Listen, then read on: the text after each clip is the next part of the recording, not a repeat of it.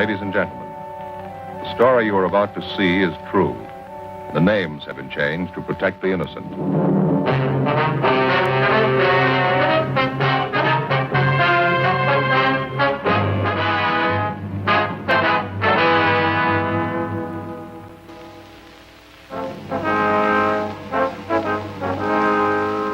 It was Tuesday, August 22nd. We were working the day watch out of burglary division. My partner's Frank Smith. The boss is Captain Wisdom.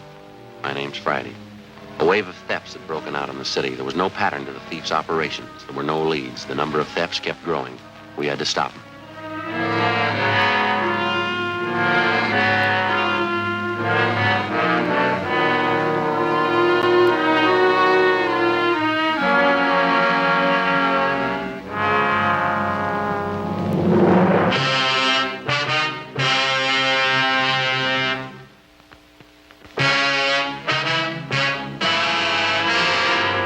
Sorry to have kept you boys waiting, but I had to sign these papers. Quite all right, sir.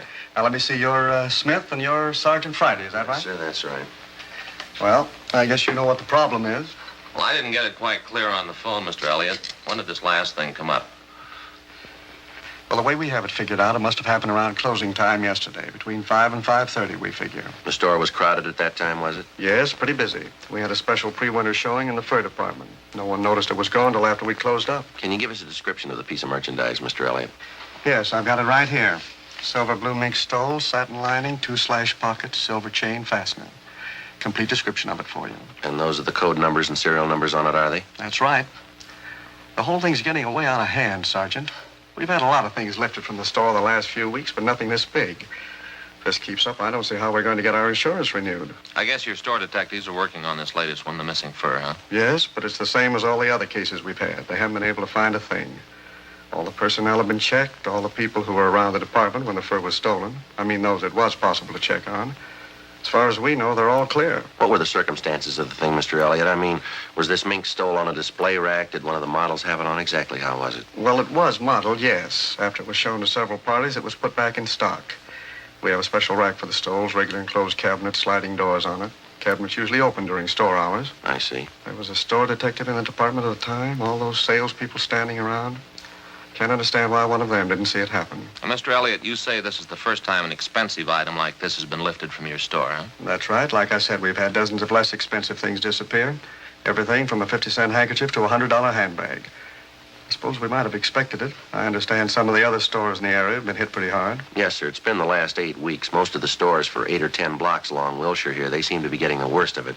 We've got a special shoplifting detail working the area, staying as close to it as possible. I guess you know as well as I do we can't stay in business this way, Sergeant. There certainly must be some way to trap whoever's doing it. Well, we're doing everything possible, sir. We're trying to cover it as best we can for you. I think you'll agree just about the only way to reach the thieves is to grab them when they're actually stealing the things. Just isn't possible for our detail to cover every department and every store. Yes, you've got a point there. What about the known shoplifters in the city? You keep a file on them, don't you? Yes, sir, we do. There are half a dozen people we're keeping an eye on. We've got our stats office and our record bureau helping out. No definite lead so far, though. Certainly can't understand it.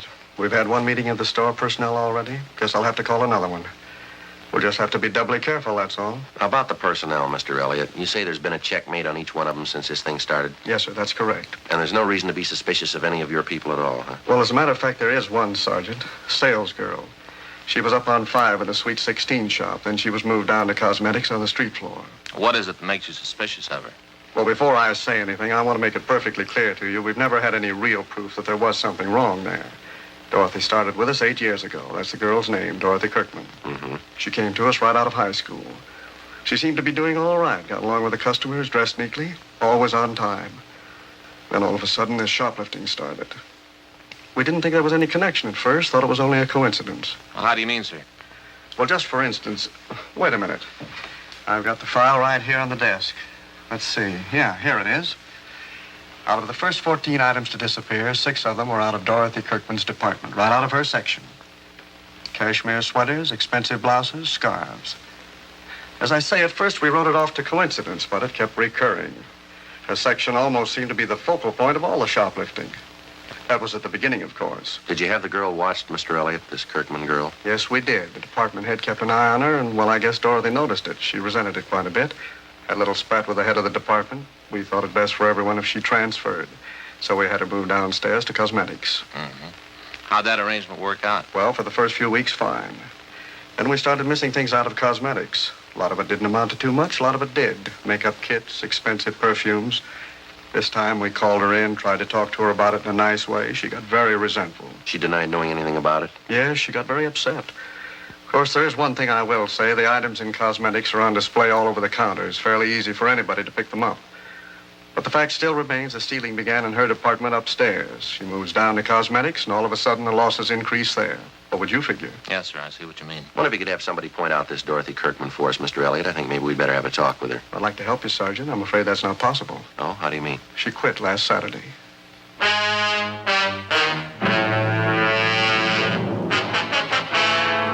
We got all the information available on Dorothy Kirkman from the store's personnel files, and then we called the office and gave them a description of the stolen fur. We asked them to check the Kirkman girl through R&I. We contacted the shoplifting detail out of forgery division and filled them in on the developments. She had no previous criminal record. Before we left the store, we went to the fur department, talked to all the salespeople concerned, but we were unable to come up with anything new regarding the theft of the silver blue mink stole.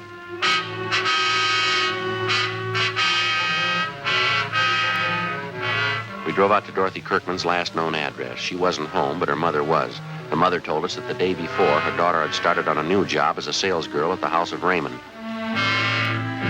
It was an exclusive shop specializing in all types of cosmetics. We checked the phone book and found that the House of Raymond was located in the same 10-block stretch along Wilshire Boulevard where the shoplifting campaign was going on. It was one of the few places along there that the thieves hadn't bothered.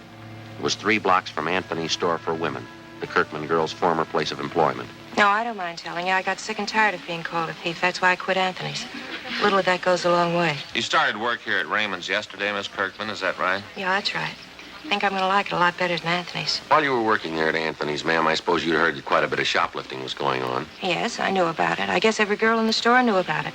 They had a big personnel meeting about it. Do you have any suspicions of your own, Miss Kirkman? How do you mean that? Well, I mean, was there anyone in particular you might have been a little bit suspicious of? Maybe one of the customers? No, I've waited on some real weird ones, but I didn't see any of them try to walk out with anything. All I knew was what Mr. Elliott told us at that meeting. Well, this might be an embarrassing question for you, miss. We'd appreciate an honest answer. Yes? What about the sales girls you worked with? Any of them ever give you a cause to be suspicious? You mean, do I think any of them were doing the stealing? No. There were some of them I didn't like. I didn't trust them either, but I wouldn't accuse them of stealing. Wouldn't accuse anybody unless I had proof. It's more than I can say for some people I know. By any chance, did you happen to be in Anthony's this past Monday? Monday? No, why do you ask? When you were working on the 5th floor up the street there at Anthony's, we understand that when the merchandise first started disappearing, a pretty good percentage of it was out of your section. That's what they told me, yes. And then when you were transferred downstairs to the cosmetics counter, quite a few things started disappearing from there. Well, we'd like an honest answer, Miss Kirkman. Do you have any explanation at all for this? Well, I'll tell you the same thing I told them at the store, Sergeant. I can't explain it, but I didn't have anything to do with it, believe me. Well, you'll have to admit, ma'am, it's pretty much of a coincidence, isn't it? You can call it whatever you want to. I didn't have anything to do with it. Yes, ma'am. The only thing I took home from that store was my paycheck.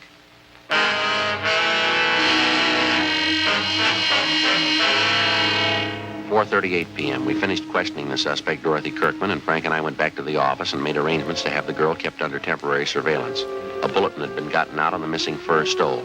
The pawn shop detail had been notified, and a description of the fur had been placed on the stolen property list. The following day, along with officers Paul LePage, John Wood, and policewoman Gladys Young, we continued our investigation of the latest shoplifting complaints. It went slow, a lot of legwork and no progress. Like the dozens of other items of merchandise which had vanished in the last 8 weeks, there wasn't a trace of the missing fur stole. More men were added to the special detail on duty in the 10-block area where the stealing was going on. Anyone in the city who'd ever served time for shoplifting was checked and rechecked. Constant surveillance was maintained over a half a dozen known thieves who we figured might be involved. It got us nothing. Wednesday, August 23rd, 5:30 p.m. No leads, no progress. We went back to the office.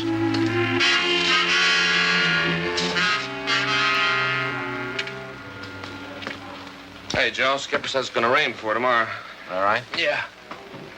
I hope I get home before 6 o'clock. I want to get out and see that shoe repair man in our neighborhood. Why, what's the matter? Boy, what a salesman. I went in there the other day and he says, Smith, you're an officer. You're on your feet all day. I said, yeah? He said, yep. You need some help with your feet. I said, Charlie, what do you mean I need help with my feet? He said, well, you're a cop. You're on your feet all the time. So I bought a pair of arch supports. Oh, that's nice. He doesn't call them art supports, though. Got a new name for them. What's that? Metatarsal supports. Bone down here in your foot. Yeah, I know. Call them you know that? Yeah. Metatarsal? Well, he said, put one of them in your right shoe, you'll be all right. What was that again? He said just to wear one of them. Put it in my right shoe, I'll be all right. Well, how's it working out? Miserable. Feels like I'm walking around with my foot in a bucket. I get it. Burglary Friday. Oh, yeah, John. You didn't? Where? When? Yeah. Okay. Yeah, thanks, boy. Bye. Yeah? It's Wood. He thinks he might have something for us. Yeah. That mink fur. It's just been found.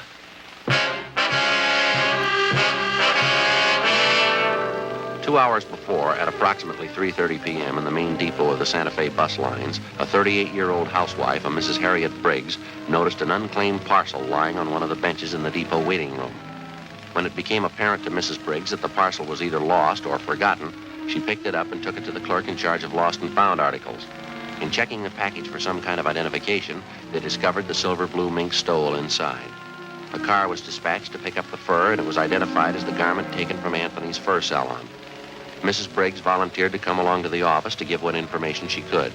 Bus depot officials were instructed to notify us in case anyone called for the package. 5:50 p.m. We interviewed Mrs. Briggs in the squad room. That's right, officer. It was just a little before 3:30. I was in the bus depot there waiting for my husband. That's when I first noticed this package lying on the bench just across from me. I see. Would you go on, please, Mrs. Briggs? I didn't think anything of it at first, and I went on reading the afternoon paper. But no one came for the package. It was just lying there. It was there a long time. How long would you say, ma'am? I mean, before you picked it up and took it to the lost and found clerk? Oh, I'd say 20 minutes, half an hour, that much at least. I left it with the young man at the counter there, and I told him I'd be back to see if anyone claimed it. Well, when I did get back, that's after I'd had dinner with my husband, Carl, we found out what was in the package. It's certainly strange.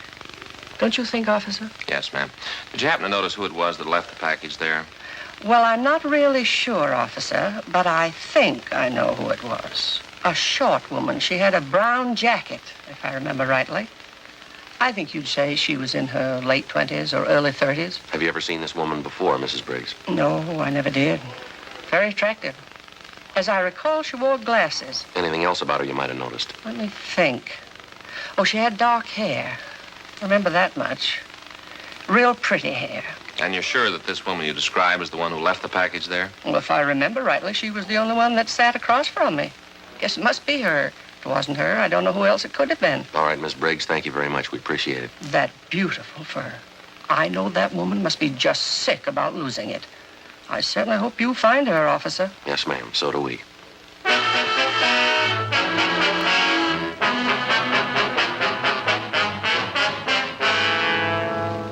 We had the stats office make a run for us on all females with shoplifting records who fitted the description of the woman who'd left the mink stole in the waiting room at the bus depot. We checked with the lost and found clerk at the depot, but he told us that no one had come back to report losing such a parcel. Together with LePage and Wood, we checked out the names on the list of known shoplifters which the stats office had made up for us, names of possible suspects who physically resembled the dark-haired woman seen at the depot. We got nowhere. Either they had ironclad alibis, or they had since moved out of the city. We ran down every possible angle on the freak recovery of the missing fur stole. During the next 10 days, the case got more involved than it already was. Some of the stolen articles of new merchandise began showing up, but not through any of the channels we expected. Some of the items were found dumped in sidewalk refuse cans. Some were found in hotel lobbies, in the post office, in theaters. Some were found tossed in vacant lots. The only logical answer we could figure was that it was the work of somebody who was stealing for the love of stealing, a kleptomaniac.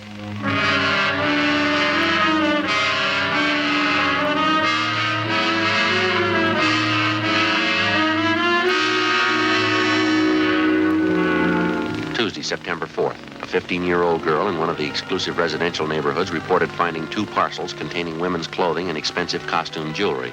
They still had the price tags on them. Frank and I drove out to talk to the girl, a Patricia Denvers. Where'd you happen to find these things, Patricia? In the empty lot. It's right down the block. I can show you. I was on my way home from the show. I brought the things home and showed them to my mother. She called the police. If nobody claims this package with the costume jewelry, can I keep it? It's certainly beautiful. I'm afraid not, Pat. We know who the things belong to. We're going to have to return them. Oh, I certainly don't understand that. How do you mean? Well, as far as I could see, she threw the things away. I thought she didn't want them. What do you mean, Pat? Who didn't want them? The lady who threw them on the empty lot. You saw who it was that threw those packages in the lot, did you? Yes. I was on my way home from the show, just like I told you. I could see this lady walking up ahead of me. She was about a block away, I guess. When she went by the lot, I saw her take these packages out from under her arm and toss them in the grass. She wouldn't do that if she wanted them, would she? Did you get a good look at this woman, Pat? Any idea what she looks like? She's a good-looking woman. Short, has beautiful dark hair. Her husband's a doctor. Well, then you know who she is. You've seen her before, huh? Well, I don't know her to talk to. I just see her around the neighborhood. Does she live around here, do you know? Right next door to my girlfriend.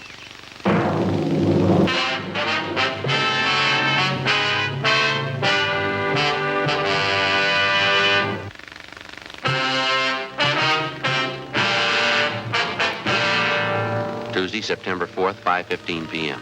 With the help of the 15-year-old girl, Patricia Denvers, we got the name and address of the woman who had been seen tossing the parcels of stolen merchandise into a vacant lot in the west end of the city. The woman was identified as a Mrs. Virginia Sterling, the wife of a Dr. Bruce Sterling, a fairly prominent young surgeon with offices in Beverly Hills. Mrs. Sterling and her husband had no children. They leased a richly furnished house in a residential section of the city that was considered better than upper middle class. We checked Virginia Sterling through R&I, but she had no previous criminal record. The next day, with officers LePage and Wood, we covered the various stores along Wilshire Boulevard that had been victimized in the recent shoplifting campaign. We found that Mrs. Sterling had charge accounts at almost every one of the stores. Generally speaking, we found her accounts in very good standing, and among the store people, she was regarded as what is referred to as a fine customer, a good spender, a good credit risk.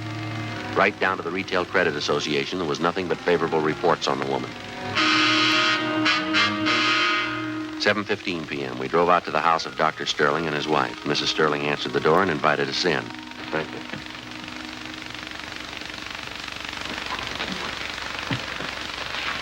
Would you like a drink? No, thank you. No, thanks, ma'am.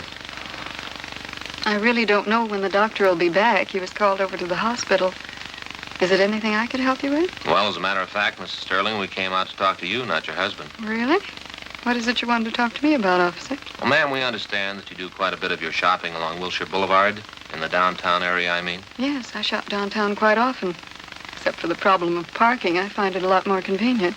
Why do you ask? Miss Sterling, do you do much of your shopping at Anthony's? I believe that's in the Wilshire downtown area. Yes, I do, for my sports clothes. They have a very good selection. Uh-huh. Would you remember if you were in Anthony's on the 22nd of last month? I believe that was a Tuesday. On a Tuesday? I don't think I could remember one way or the other. I really don't have any special day for shopping. I just go when I feel like it or when I need something. Have you ever been in the fur salon at Anthony's, ma'am? Have you ever bought anything there? Well, I suppose so. I've been in almost every department at Anthony's at one time or another. I could tell you, though, I've never bought any furs there. As I said, the main reason I go there at all is because of their sportswear. Could you tell me what this is all about, please? It's a routine investigation, ma'am. I wonder if you could tell us this. Do you have occasion to travel in the area by bus? By bus? No, I don't think I've been on a bus since I've been married. That'll be 6 years this coming December. And you've never been in the main bus depot downtown? No, I think I know where it is. I've driven past it. I've never been inside, though. Why should you want to know that? Well, we'll be honest with you, ma'am. It has to do with an investigation we're on. We've had a couple of reports that you were seen at the bus depot on August 23rd. That was a Wednesday. Reports came from pretty reliable people. Well, I certainly consider myself reliable. I say I've never been there. If you don't mind, I'd like some kind of explanation for this questioning. You mean you have no idea why we drove out here to talk to you? Of course not. Number one, I don't understand your questions at all. And number two, I'd like to know what they have to do with me. It has this to do with you, ma'am. Last August 23rd, a woman in a brown sports jacket answering your description left a package in the bus depot. The package contained a mink stole taken from Anthony's. The woman who left the package in the depot fits your description perfectly. Is that so? Well, that's a coincidence. Yes, ma'am, maybe. I suppose you've read in the papers about the big increase in shoplifting. Most of it's taking place right in the area where you say you do most of your shopping. We've checked out every single one of the cases, Mrs. Sterling. Took a long time. We found a dozen salespeople in those stores. Every one of them tells us you were around the particular store when the shopliftings took place. Law of averages, Mrs. Sterling. You show up too often in the reports. Would you please leave my house? Both of you, please. I'm sorry, Mrs. Sterling. I'm afraid you'll have to come along with us. What do you mean by that? Don't you know you can get in trouble making false accusations? I'm going to call my husband right now. Yes, ma'am. If you like, go right ahead.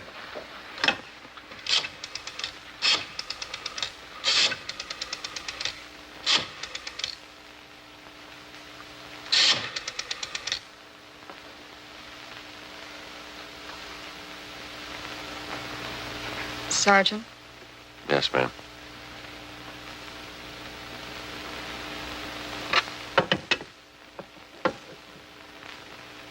We've got your story, ma'am. Right up to this afternoon. You went shopping today. You stole things as usual. When you tried to get rid of them, you were seen. Right in this neighborhood. The vacant lot down at the next corner. You threw the stuff away there. Somebody saw you. They didn't know it was me. Yes, ma'am. They knew it was you.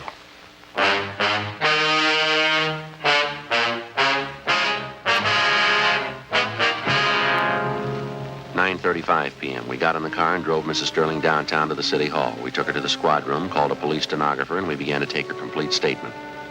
One of the first things she did was to admit full responsibility for the series of shopliftings which had been going on for over 2 months. She told us that her kleptomania, the urge to steal things, had started with her as far back as her junior high school years. She admitted as a girl she stole books, tablets, pencils, pieces of chalk, and as she grew older, it seemed to get more serious with her. It carried over into her college years, and that's when her stealing first got her into trouble. It was when I joined this sorority. It was just like high school. I was all alone. Oh, we had a lot of clever girls in our house. Some of them were smart, some of them were pretty. All of them seemed to be doing something except me. I had to prove it to them, I guess. I had to prove it to myself that I was smart, too. I see. And you figured that taking things was the best way to prove that? Yes, I suppose so. Of course, it wasn't easy, you know. The awful part was I got caught one day. It was kind of a relief in a way. I mean, how could they know I was just as smart as they were if they didn't find out what I was doing? Did you stay on at college after that, Mrs. Sterling? No. I couldn't after that. They voted me out of the sorority, and there wasn't anything to do but leave. So I left. What happened after that? I went to New York and stayed with an aunt I have there. I got a job. I had several jobs. Same thing came up again. I lost 2 of the jobs. Same thing over again. I just couldn't help it. It always means so much to me. Taking things, not being caught, getting away. Getting away. The things I took, they never meant anything to me. Nothing. It's just taking them and not having anyone know. That's all that was important. And the stealing went on? I mean, after you were married? No. No, not at first. I guess maybe a year or 2. We were very happy, Bruce and I. Then he got busy. Came out here and began to build his practice. I didn't see as much of him. We both wanted children. We wanted them very much. There weren't any. Bruce began to spend more time away from home. It's just like before. The same thing. I wasn't important. I was all alone again. There wasn't anybody. You know what I mean, don't you, Sergeant? Yes, ma'am. There ought to be an answer someplace. There isn't anything worse than being alone. There has to be an answer someplace. There is, but you won't find it in jail.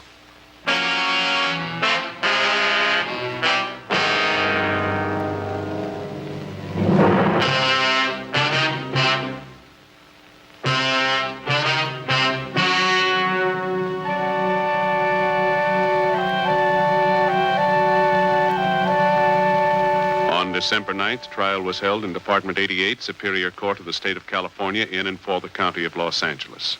In a moment, the results of that trial.